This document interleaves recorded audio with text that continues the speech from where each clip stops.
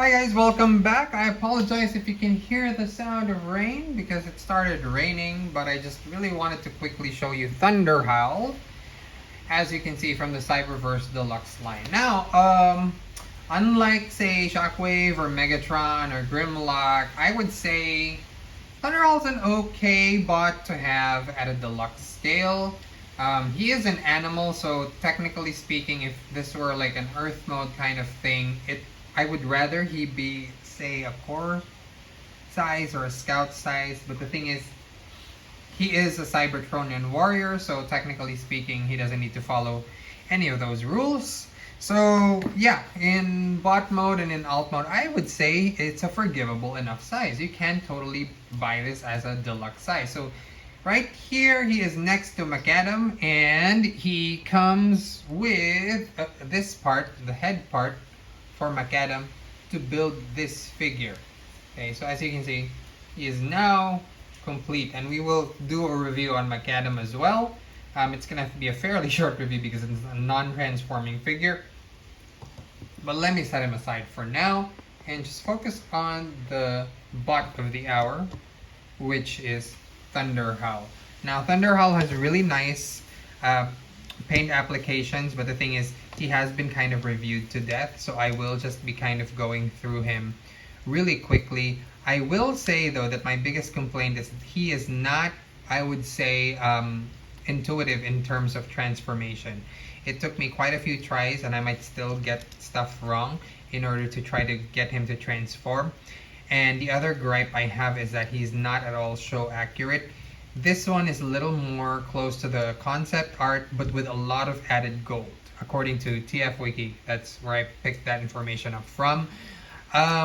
There's also this inexplicable need to paint the underside of the shield, which is nice, but the thing is, you can barely see. You can barely see the shield. So I'm not sure why. Okay, I guess you can see it from this angle if you put it on that side. The thing with the shield is that he can't even, it's not something that can easily rotate. So that he can really only hold it a couple of different ways. I mean, he can like fit it into his fist and hold it like this and make it look like he's, you know, holding up his shield. You can do that, but yeah, that's kind of cheating. And now he also has a sword. The nice thing about the sword is it's a 5mm peg, but it's a little bit like the God Killer sword from Wonder Woman, and it has those little spires at the bottom. And then you have an effect piece here, which will double as something else. I'm sure some of you have already seen it, but yeah, it's a pretty cool piece. Now the thing about this is, I'm gonna start taking off pieces now. He does like to come apart during transformation, kind of like Megatron and Grimlock. But let me try to transform him for you guys, and kind of talk about the weird parts that you need to get to come together in order to transform him. So right off the bat, you can see that he has the assumption and the way that he's positioned in the stock photography is that it's essentially just, you know, you just have his hands down, you swing his, you know, shoulder pads up, and then you call it a day. And that's the easy way of doing it, but it's very incorrect, and it's not gonna make him look flush. This figure is actually more complicated than the typical beast figures. You know, the four-legged beast figures. You're gonna want to do more stuff in order to get this guy to transform well and look more like a wolf. So let's do that. I'm gonna start by flipping up these two panels here. They don't really do much, they just kind of clip upwards. And then I'm gonna bring this head up. You're gonna want to be very careful because this wants to come off all the time. It probably will while we're doing this. I'm hoping it doesn't. There's a double joint. You just bring it upwards. See, double joint there. Just, there you go. It popped off. Bring it upwards and have it meet the end so you can kind of close that part there. See that? And then what you're gonna do, this backpack section kind of semi-accordions, I guess, and then bring it in and have it close on his, okay, I think I should have done that later. So I'm gonna bring this in, accordion it inside, and then close the head back up. Sorry about that. And that's pretty much it for that part. You're gonna want to try to do several things, but the only real thing you need to remember is that this whole torso section splits in two. It splits in two and forms a whole other body. Now this cape thing at the back, it has a little section here inside that allows you to bring in the sword, if I can find it. So I'm gonna bring in the sword and plop it into, see these grooves that kind of look like this, the hilt of the sword, the God Killer sword. I keep calling it that because it looks like the God Killer sword. And then just kind of close it up. It's not going to snap into place or anything. Just close it, make sure it's tight. There you go. And then split the body in half. And there you have the body right there. Okay, so after you've pulled on those parts, here comes the tricky part. You're gonna want to, and this doesn't feel natural at all, so you're gonna want to angle them so that they match this notch right here. So see this? I'm pulling it on it a bit, and it's going to match the notch and peg on. And funny enough, that's the only thing that's really holding everything together. So do the same for the other side. And it doesn't look natural right now. And honestly, I feel like it would be debatable whether it's natural to begin with either way. Some people have their figures closing up this way, but the thing is, you're not going to have the back section flush if you do it that way.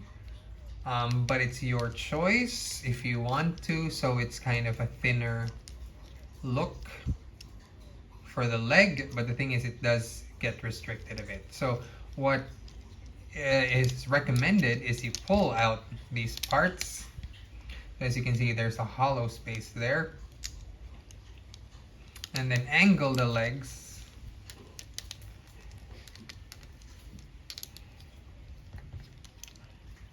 And once you angle the legs, they're a bit wide, to be honest. I'm not super a fan of them, but okay, that's how it works. It's gonna be a lot more flush later when you finish the wolf mode. Now for these skirts, they have like a hinge here, so just turn them inwards. There you go. So they become part of the leg.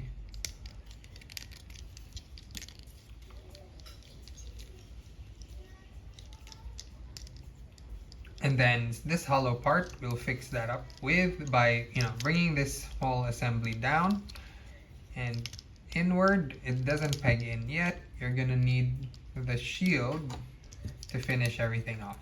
So this thing will plug right onto the back, and yeah, it still wants to kind of come off and stuff. But yeah, essentially there you have it. It's not the most stable wolf form, and everything keeps popping off. I feel like it might be a little unnecessarily complex given that it's a kids line.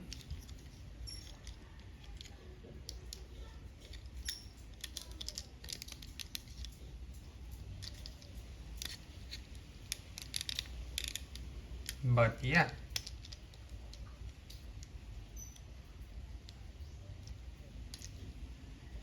There you have him in wolf mode.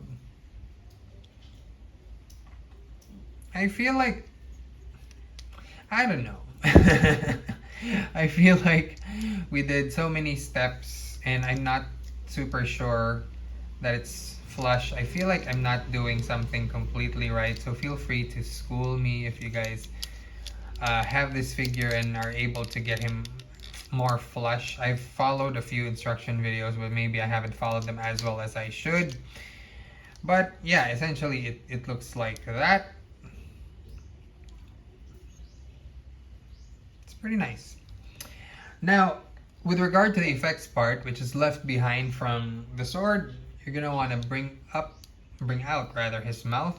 There's a little triangular peg that comes out from his mouth, which you're gonna want to bring down, and that bit will, think of it as a tongue, I guess.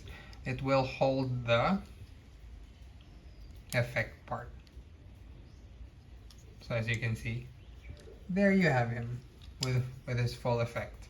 Now the thing is, like I said, technically speaking, for an animal, if he were a deluxe size, he's still rather large.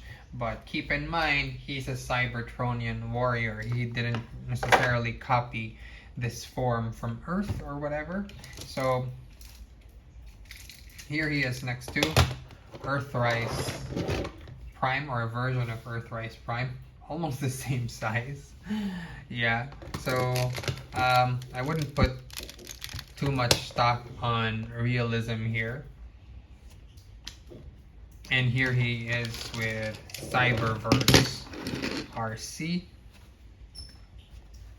So there you have it. That's what he looks like in his alt mode. Now, I'm not sure. I mean, he's a nice figure. And like I said, I'm probably getting something wrong in the transformation. But the thing is that transformation in the instructions isn't super clear either. So, yeah. He might be a little unnecessarily complex for a deluxe figure in a kid's line. I feel like that might be the case. But, you know, whatever you guys feel like,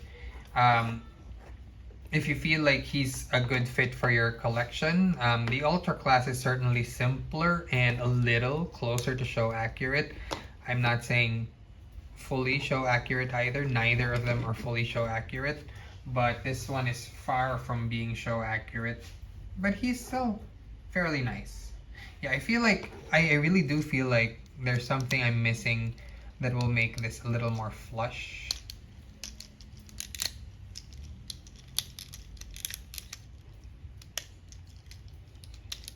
Okay, that kind of helped. It's not supposed to be like that though. It's supposed to be, I guess, there. Oh, there you go. It's a little more flush than it was earlier. But yeah, I'm still kind of debating whether to keep this or sell it, because it was basically just here for the macadam part. But otherwise, as a figure, it does look nice. It just keeps, see, I barely touched it and the head fell right off. The thing with these Cyberverse Deluxe figures is they look nice, but look at them funny and they'll disassemble in your hand. So yeah. Anyways, like I said, these are retailing for half price where I am. But I don't know in your area if how much he's retailing for, but as far as I know, Cyberverse figures are fairly cheap now. So just go ahead and pick him up if you feel like it. Here is next to Grimlock in transformed mode, so just so you know. And I will be having a video on Grimlock as well, and how he's one of the most difficult Cyberverse figures as well. Anyway, so yeah, this has been X for X's Toy Universe. Thank you for watching my video on Thunderhowl. Thunderhowl. Till next time. Peace out.